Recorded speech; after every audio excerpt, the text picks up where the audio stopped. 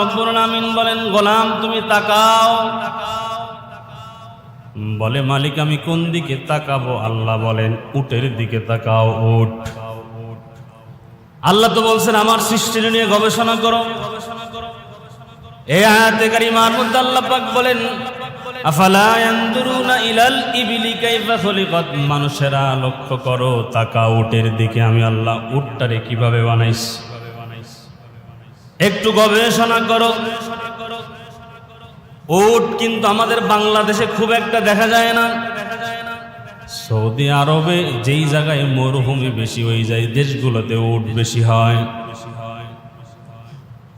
উত্তপ্ত ধুলা বালির মধ্যে, গরম তাপওয়ালা বালির মধ্যে উট দীর্ঘদিন পর্যন্ত লম্বা সময় হাঁটা চলা করে।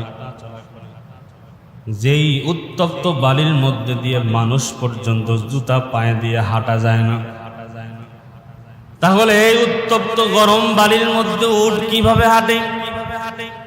আল্লাহ পাক রব্বুল আলামিন বলেন, উত্তপ্ত গরম বালির মধ্যে চলার জন্য আমি আল্লাহ পাক রব্বুল আলামিন, আমি আল্লাহ তার পায়ের মধ্যে কুদরতি জুতা লাগাইয়া দিয়েছি। এরপরে দুনিয়ার মুসলমান ইমানদার আল্লাহর গোলাম, এই উটের মধ্যে আল্লাহ পাক পানির মস্ক দিয়েছেন, পানির টাঙ্কি পর্যন্ত দিয়েছেন। বলে কিভাবে? বলে উট যখন পানি পান করে শুধু পানি খায় না, তার আলাদা একটা টাঙ্কি আছে ভিতরে, নিজে খায় এবং পানি পান করার পরে তার টাঙ্কিটা সে পূর্ণ করে নেয়। সুবহানাল্লাহ। দুনিয়ার মুসলমান ইমানদার আল্লাহর গোলামেরা, উট 15 দিন পর্যন্ত পানি না খেয়ে চলতে পারে। একটু তাকায় দেখবেন উটের পিঠের মধ্যে 3টা কুজ আছে। এই কুজগুলো বড় নরম। 3টা কেন? বলে একটার মধ্যে বসার জন্য, সুবহানাল্লাহ, একটার মধ্যে হেলান দেওয়ার জন্য, আর একটা কুজ সামনে দিয়েছেন বান্দা বসে থাকবে ধরে রাখার জন্য, সুবহানাল্লাহ। এবং এই কুজ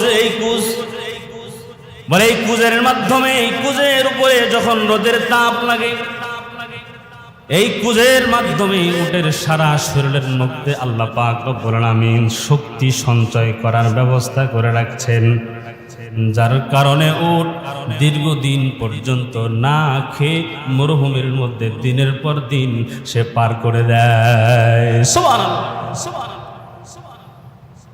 দুনিয়ার মুসলমান ইমানদার আল্লাহর গোলামের, এই যে আমাদের দেশে এখন 2-1 দিন পর পর বৃষ্টি হচ্ছে, ঝড় হচ্ছে। আরব দেশেও বৃষ্টি হয়, আরব দেশেও ঝড় হয়, তবে ওই জায়গায় বৃষ্টির থেকে বেশি বালি ঝড় হয়, ধুলি ঝড় হয়। মরুভূমির মধ্যে যখন ধুলি ঝড় ওঠে, দুনিয়ার মুসলমান ইমানদার আল্লাহর গোলাম, ধুলা বালিগুলো এমন ভাবে ঘূর্ণিপাকের মতো ঘুরতে থাকে। বলে এই সময় যদি উট ওই মরুভূমির ভিতর দিয়া চলতে থাকে, তাহলে উটের কি অবস্থা হবে? আল্লাহ পাক রব্বুল আলামিন উট কেমন ভাবে বানাইছেন, যখন ওই জায়গার মধ্যে ধুলি ঝড় শুরু হয়ে যায়, উট তার মাথাটা বালির মধ্যে ঢুকায় দেয়।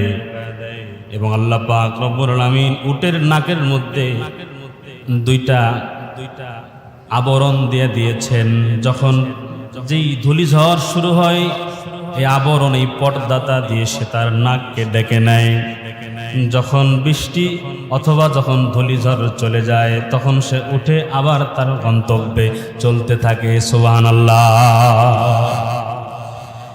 এক এক করে আল্লাহ পাক রব্বুল আলামিন বলেন, আমার গোলামেরা, তোমরা যদি আমি আল্লাহর এই সৃষ্টিগুলোর নিয়ে একটু চিন্তা করতা, আমি আল্লাহর নিদর্শন, আমি আল্লাহর পরিচয় তোমরা পেয়ে যাইতা। সুবহানাল্লাহ।